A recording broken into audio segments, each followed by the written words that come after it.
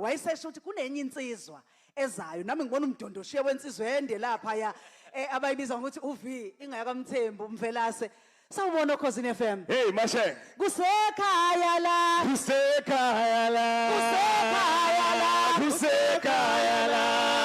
Noma ngabe izindle zodaka.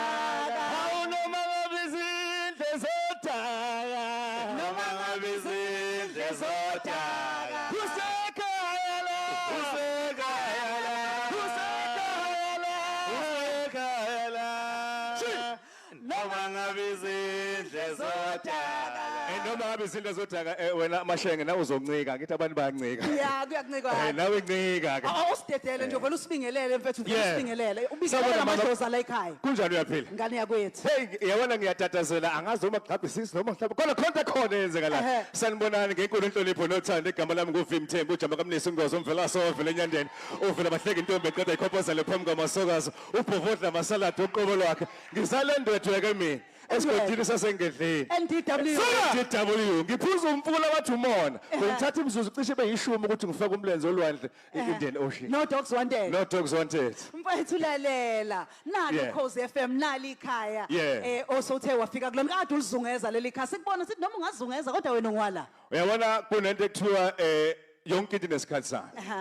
Kulomkhakha sengohambile sengiphilile ngizamile angizange ngahlehla ngizange ngabheka emuva ngiyambona uma fresh uyangibuka uyasho ukuthi lensizwa madoda sekuzokuba njalo ngoba uyalazo udaba ngiyambona nomdonsi uyasho ukuthi hawu umvelasa sekuzokuba njalo uyabona phela insini uzimdola ujabule lapho uyazi vele usuka nangu noma kade ezidudle yasho ukuthi sekuze kwalunga kumthatha iminyaka eminingi angazi kodwa ke ngaliphosa ithawula ngoba uthando lami lalomsakazi ludala lisuka kude kakhulu and namhlanje ngiyazi ukuthi ngoba sekuze kwalunga ngangena la kusekhaya la angisahambi ke mina yebo cha ngiyakha la uhleli nje ngoba ngihleli la angindawo ngoba futhi banginike nawe ke Mashengo omuhle isihosho hayi suka man awusuka nini mfethu ngiyazi ukuthi kuningi kakhulu ngeke ukwazi ukuxoxa konke umzamo yakho yazi ukuthi bayakhala nala olandwe khona kodwa sibonga ukuthi balanje ngamanje angibabonge nabo ngoba bathi usikhula nje basipholishe size sicwebezele sinje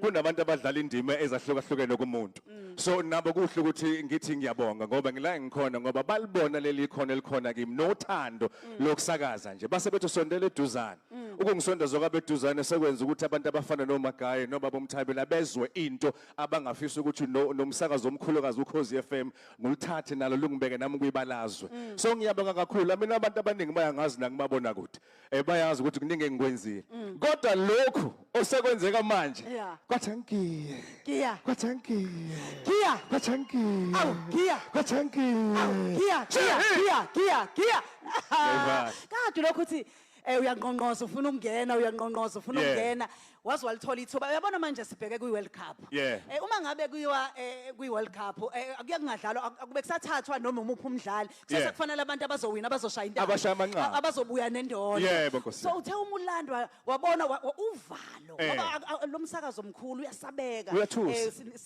uyabona siyawusaba ngoba kunabantu abalele ababeka inhliziyo yabo yonke babeka impilo yabo yonke ngalomsakazo abasekho emhlabeni kodwa manje siyabezwa bakhona egazini lethu ngoba kusemathanjeni ethu DNA yethu yokuba sizazi sizigqaje singobani mfowethu mhlawumbe kodwa kubili abangathi hayi la siyashaya intambo mase ngikhona ngiyamthembisa uMagaye ukuthi ulande strike akumanqako kuyafiwa kumakhulu kuyafiwa into ezokwenzeka nje ekuseni kusole ngehora lesithupha kuyobumbana ihora leshaka lolunye kuzoba mnandi kanjalo isimanga and angithathi lokhu kancane eMashenge mangingabalula nje njengoba kusho ukuthi kunamaqhawe kunomlando nami ngiyezwa ukuthi ngathi mangitshela kwathiwa mfethu sondela eduzane uze kulomsakazo futhi ke uzodlala indima ethize angizange ngiphathwe itwetwe kanje angazi noma liyashona logama la kwaZulu thina siyalisho kodwa umuntu mayaqhaqhazela athi uthukile ngathi kodwa abaphathi bami nithini kumina bathi hayi sesikuzwile sakulalela isikhathi eside sizwa sinethemba lokuthi ngempela uma ungasondela eduzane lento lesicabangane esifisayo singayenza futhi baze bangiyala bathi asifuni ukuphuma kulento esificile nathi ngoba kumele ukuthi umlando ngoba umsakazo uKhosi FM uyigugu uyabona uyigugu kuthini usikhulisile thina ukhulisa abazali bethu ngakho ke lelo gugulela kumelanga ukuthi mase sinikezwe ithuba lokuthi silithathe silibeke kwelinye izinga bese sidlala ngalo. Ngithembisa zezinyanya zalomsakazo ukuthi nami makuthiwa sondela eduzane Mvelasi kukhona into ezokhanya. Mvelasi soma nokuyibongela. Mina ngihlala Siyabongela mfowethu. Ngiyabonga. Aningibongiseni sekuze kwahlangana aningibongiseni ba Sithi aningibongiseni sekuze kwahlangana aningibongiseni ba Sithi Uzamamseleko ayi madoda kulungile MC Chatha. Sawakakhulu Mashenge naye ke la uVimfo kaMthembu insizwa kabazobenza nayo ke la uhlelo lasekuseni maliphuma nje ilanga bobe sebekhona ke emsakazweni njengamanje siqhubeke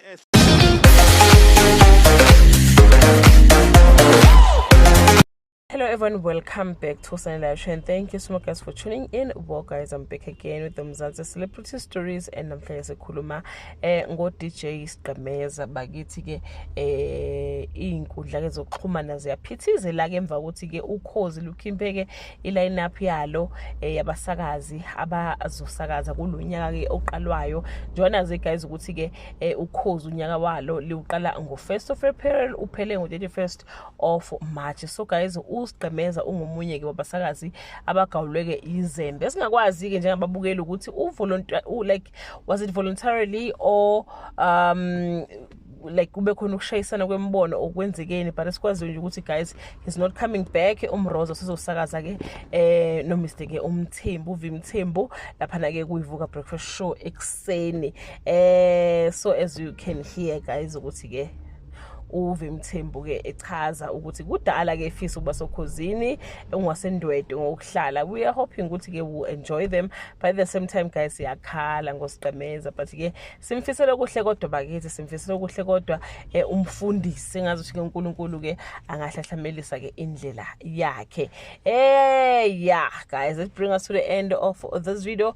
Do leave your comment below and share your opinion. Bye.